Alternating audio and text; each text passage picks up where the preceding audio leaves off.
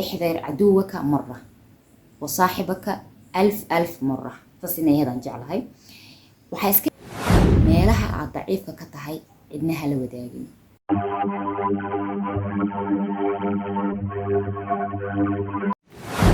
السلام عليكم ورحمة الله وبركاته. walaaleyga marna asxaabteyda qaaliga soo dhawaada meel kastoo aad ka joogtaan dunida daafeeda isku soo noqod wanaagsan alxamdulilah. muuqaal kaloo qeyrkiisa wado kana duwan muuqaaladii hore saacibaanka kasoo aragteen muuqaalkan waxaa rabaa inaa idinkula wadaago dabeecado ama dhaqamo ay muhiim u tahay qof walbo inuu barto intay goor tahay. haddaba inta aanan u gudagelin barnaamijka waxaa rabaa inaa ila soo dhaweysaan asxaabta nagu soo biirtay muuqaalkii ugu dambeeyey markii aan soo geliyey kadib. waxaan leeyahay soo dhawaada asxaabteeda qaaliga ah, waxaa noqon doontiin kuwa nala sii joogo oo nagu farxay insha allah. asxaabtii hore noola joogtana waxaan leeyahay adinkana aad iyo aad ayaa u mahadsantihiin. dhammaantiinaba sharaf iyo karaamo korkiina allah yeel iyo ciisi insha allah. waxaan saaranahay waddadii aan ku gaari lahayn 3k subscribers ama 3,000 oo subscribe. haddaba nala dhaqsada waxyar ayaa nooga dhiman 60 iyo something. haddaan u gudagalo barnaamijka ama qodobadii ama dhaqamadii aan rabin idinkaga hadlo waxay tahay kow. qodobka ugu horeeyo qofka waa inuu isbaraa alle inuu xusuusto mar walbo. xusuusashada alle kuma xirno lab iyo dhidig, kuma xirno yariis iyo weyn. qofka waxay u qurux badan tahay inuu ku tababarto asagoo yar ama waalidkiisa inuu ku tababaro isaga oo yar. hanuunkan ilaahay ayaa haya laakiin waxaa la rabaa qofka inuu ku tababarto. markuu ku tababarto uu ku weynaado waxa waa noloshiisa wax badan ayay u anfacaysaa. qodobka koowaad wuxuu kulansanayaa alle xusuusnow mar walba wax walba oo soo galaya ilaahay wuxuu raali ka yahay iyo wax walba oo noqonaya wuxuusan ilaahay raali ka ahayn. cibaadooyinkii yani waxyaabihii xaraamka ka ahaa qofka muslimka inuu sameeyo, waxyaabihii u banaanaa, waxyaabihii maxaa la yidhaahdaa karaahiyada u ahaa, waxaasoo dhan waxaa soo hoosgalayo qodobkaas koowaad. waalidiinta in loo noqdo baari, waxyaabahaas oo dhan wuxuu soo hoosgalayaan qodobka koowaad. marka qodobka koowaad waxa waaye in alla subxaanahu watacaala qofka uu ka cabsado. marka meelaha barnaamijyo ama khudbooyin aan kasoo jeedinayo waxaan weydiiyaa su-aal ah ama yani ardayda ama dadkaas markaas aan u jeedinayo khudbada waxaan weydiiyaa yani aniga inaan ahay qof ilaahay ka cabsanaya ama qof ilaahay ka baqaaya inaan ahay sidee isku garan karaa. qofka afka inuu ka sheegto keliya ma aha, waxa wax lagu ogaado waxay tahay waa acmaasha. sideen ku ogaanayaa? waxaan fiirinayaa aniga xilliyada aan aniga iyo yani nafsadeedu keliya aan nahay maxaan sameeyaa. tusaale gabaraan ahay dhalinyaro ah, keligay ayaa guri joogo, telefoon ayaan haystaa. wiil dhalinyaraan ahay, keligay ayaa qol ku jiro. maxaan sameeyaa? maxaan daawadaa? yani meeshaas waxaa kaaga soo baxaayo keligaa markaa tahay haddii aad samayso waxyaabaha ilaahay raali uu ka yahay oo aad iska ilaaliso waxyaabaha uusan ilaahay raali ka ahayn, meeshaas waxaa ka cad in aad tahay qof ilaahay ka baqaaya. haddaba cid kuma ogaan karto, adigoo keliya ayaa is ogaan kara. qof walba oo muuqaalkan daawan doono ama daawanayo waxaan leeyahay miisaankaas ama iskaankaas issaar. hadday kuu soo baxday in aad tahay qof iska ilaalinayo waxyaabaha uusan ilaahay raali ka ahayn, maasha allah.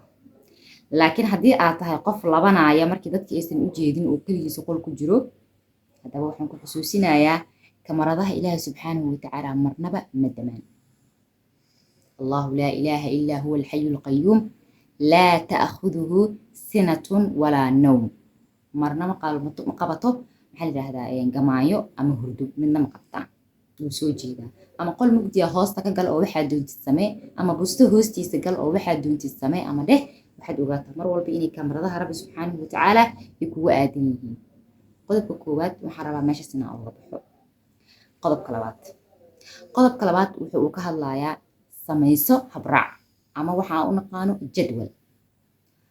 ma ahan sidii xoolihii oo kale inaad iska seexato, soo kacdo, cunno aad cunto, aad socoto, yacni wasakh ay kaa imaato. ma ahan. waa in aad ka duwanaataa noolahan adduunyada saaran. xitaa bani aadamka adduunyada kula saaran waa inaad ka duwanaataa. maxaa uga duwanaanaya aniga?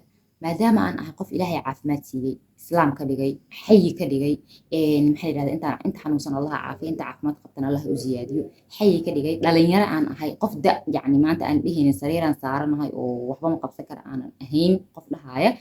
maxaa gaaga baahan yahay? in noloshaada aad ka fikirto sidii aad tatawur ama horumar aa u sameyn lahayd. in noloshaada aad barto xakameyn wax la yidhaahdo. nolosheeda sidaan ku xakameynaya? in aan barto waqtiga in ilaaliso, waqtiga in ay kala dhigdhigato. sidee waqtiga u kala dhigdhiganaysaa?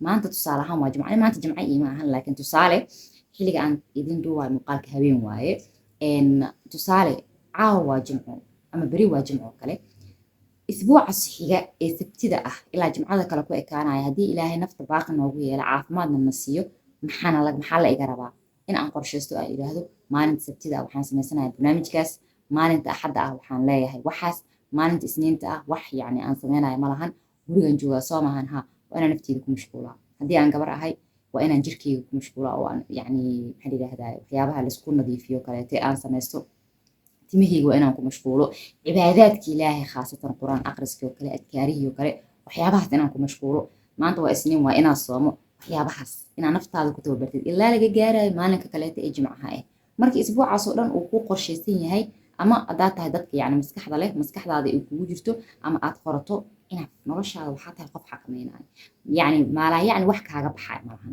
wax kaaga baxaya malahan scrolling tiktok maanta dhan inaad tiktok scroll garaysid qof oo waqti uga baxayso mana qoraysid inaad faa'iido ka raadsanaysid ama adiga aad qof yacni wax soo geliyo oo wax laga faa'iido inaad tahay maahane yacni wax kaleeto oo maanta uu kaa mashquulin karo inaad yacni waqti samaysato ma jiraayo intaas inaad isla fahnaa rajeynaya marka qodobka labaad maxaa waaye samayso jadwal ama habraac qodobka saddexaad aad ayuu muhiim u yahay in la maqlaayo ama lay fahmayo waa rajeynaya qodobka saddexaad waxaa ooga hadlayaa oo aan leeyahay waana iga codsi qorshooyinka adi aa leedahay marnaba cid hala wadaagin qofkaasi ha kuu dhawaado ha kaa fogaado qorshooyinka adiga aa leedahay adiga iyo nafsadaada ha idin dhexayso iyo rabbiga bes ha idin dhexayso xitaa waalidkaaga ha u sheegin waalidkaaga yacni ma ahan inaad ka kharisid waxyaabaha aad samaynaysid laakiin weeraan inaad tiraahdid maama ama aabo waxaa rabaa inaan yacni waxaan leeyahay arrinaan leeyahay hala ii duceeyo hala igu tufo inuu ilaahay ii fuudo just intaas inaan laga kaliya laakiinse in aan la sheegin oo la dhihin waxaan rabaa inaan sameeyo waxaas waxaan rabaa inaan kan yeelo waxaan boqolkiiba 80 ilaa iyo boqolkiiba 85 waxaasna way fashilmaan haddii ay dhacdo in waxaas qorshaha kuu ahaa aad sheegto ay kuu rumoobaan silac iyo rafaad iyo sidii aad rabtay si aanan ahayn ay kugu rumoobaan waa wax aniga aan arkay oo aniga igu dhacay ma ahan waxa ay idinkaga sheekeynayo ama meel aad kasoo minguriyey ama qoraal aan meel kasoo qoray maaha waa reality waa iga codsi qorshooyinka aad ka leedahay nolosha mustaqbalka dhow iyo mustaqbalka dheer cidnaha la wadaagin qoro ama laabtaada ku qoro iyo maskaxdaada ama qalin buug adiga aa leedahay notebook oo adiga kuu gaara ku qoro just heeso qofna hala wadaagin hana u ogolaanin qof in uu ogaado bas hala ogaado maalintii waxaas aad sameyso oo aad يعني maxaa la yidhahdaa end dayga hala ogaado bas okay qodobka saddexaad wuxuu ahaa ama dhaqanka saddexaad inaad isbarto qorshooyinkaaga inaad cidna la wadaagin qodobka afraad waxaan leeyahay asagana waa sidoo kale muhiim meelaha aad daciifka ka tahay cidna hala wadaagin dhalinyaraan nahay bulsho bani aadam yani waxaan isku daynaa mar walbo in waxyaabaha annaga aan leenahay ha wanaagsanaadaano ha xumaadaano in aan la wadaagin asxaabteena laakiin iyaakum wa iyaakum waa waxaa la arkay aniga horteedana waa laga sheekeeyey laakiin aniga waxaa idin leeyahay iska ilaali in aad la wadaagto adiga meelaha aad ka dabacsan tahay qof khaasatan saaxiib midka aad ka dhiganayso waxaa jirta mahmaah carbeed oo dhahayso ixdar caduwaka mara wa saaxibaka ألف مرة بس إني هذا نجعل هاي وحيسك إلى ساعة عدو جاجا هل مرة إسك إلى واي عدو جاجا وحد وجدت تلفيس وادسك إلى ناس مال الله لماش وكاس ويراري كرو وحسماني ساعة دفاع يا أسكلكتي أما لكن قف كان صاحب كأ يا ما تقول شيء كان يسكن أنا هاي سنة هاي كان نجعل هاي كان أوك ماشي أطفي ضعيف كتها هنا أوك أصلا محل ويري وصاحبك صاحب كان ألف مرة كمانان جير كفوق يعني كتحدر سنة كفوق ما عفوا كتحدر يعني كفو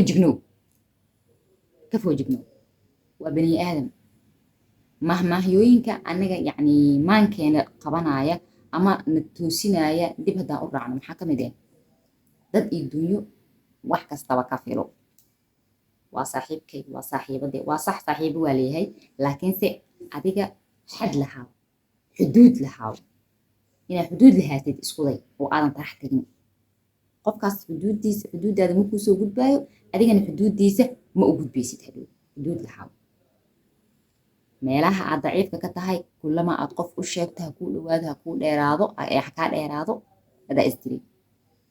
beri markii meelahaas lagaa soo galo adigaa isdiray. waa iga haysaan qodobka afraad sooma. qodobka shanaad cajabtiisa wataa asagana. qodobka shanaad wuxuu ka hadlayaa naftaada u hambalyee markii ay gaarto guulo. naftaada canaano markii ay ka gaabiso wixii aad rabtid. intaasaa kugu filan sooma. hamii higsiyaan lahaa wuu ii hirgalay. maxaa laga rabaa nafteeda inaa casuumo. hadda markii anaga asxaabteenoo kale walaaladeenoo kale qaraabadeenoo kale markii ay wax ku guuleystaan ama ay qalinjibiyaan iskuul ama jaamacad waxay doontaba ahaatee ama shaqo meel u dhibo maxaan sameynaa waan u hambalyeynaa. qofkaas hambalyada muxuu ka qaadayaa dhiirigelin. why not adi maxaa kuu diiday nafsadaada inaad isdhiirigeliso oo aad tirahdo come on yes waa samaysay inaad iscasuumtid. weliba come on bas afkinaa ka dhahdid maahan in sida dadka kaleenta loo casuumaayo oo xafladda ugu dhigay sidoo kale adig gurigaada isku casuumtid. ma ahan miyaa cafeteria ama maqaayad yar inaad tagtid waxaa yidhaahdaa waxyaabaha yararka aad jecesha aad soo cuntid markaasna naftaada aa ula sheekeysanaysid sida qof oo kaleeto aa leedahay aadan kuu dhiirigelinaya aadan kuugu bogaadinaya hawshan aad qabatay. meeshaan inaad ku joogsato ma rabo. yacni inaad ammaanto ammaanta aad ku tarax tagtana lama rabo. meeshaan aad joogto kaama rabo. waxaa raba inaad kasii dheereyso. meeshaan aan kaa filanaayo weli ma u dhowid. hal tilaabaad qaaday weli ma u dhowid inaad tirahdid oo aad dhiirigelid. naftaa dhow marka maxay dareemaysaa in yacni aa hor usii socotid.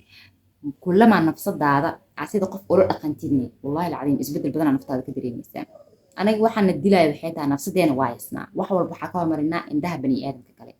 maxay ku dhihi doonaan bani aadamka. reerkaaga maxay ku dhihi doonaan. dadkaas maxay ku dhihi doonaan. asxaabtaada maxay ku dhihi doonaan. no way. ana markaa dhulka isku daro oo ani aan isyaso oo ani aanan isqiimeynin ma sugaayo asxaabteyda iyo dadka bulshada igu hareereysan inay anigana iqiimeeyaan ama iqadariyaan ma sugaayo. intaas inaa isla kaa naarjeena. waxaa ugu dambeysiinayaa qodobka ugu dambeeyo oo ah beenta inaa iska ilaalisid. qodobkan wuxuu hoos yaalaa qodobkii ahay mar walba aan la xusuusno. laakiinse waxaan si gooni ugu bixiyey waxay tahay sida aniga aa u sakhiranayno iyo sida dhibaatadu u leeyahay qodobkaas isma lahan. beenta alkadib beenta axaadiid fara badanaa kasoo aroortay. aayado qur-aanaa kasoo arooray beenta inaan iska ilaalino. walow anaga maanta aad aan ugu badannahay bulsho ahaan dhalinyaro ahaan aad aan ugu badannahay. axaadiista maxaa la yidhahdaa kusoo arooray ama ka hadlaayo nifaaqa ama munaafiqiinta maxaa ka mid ahaa idaa xadatha kadaba. ada qof muslimaa tahay waa tukataa 5 salaadood waa soomtaa maxaa marka uga duwan tahay qofkan yacni qofka munaafiqa ah iyo qofka mu'minka ama muslimka saxda ah maxaa lagu kala ogaadaa.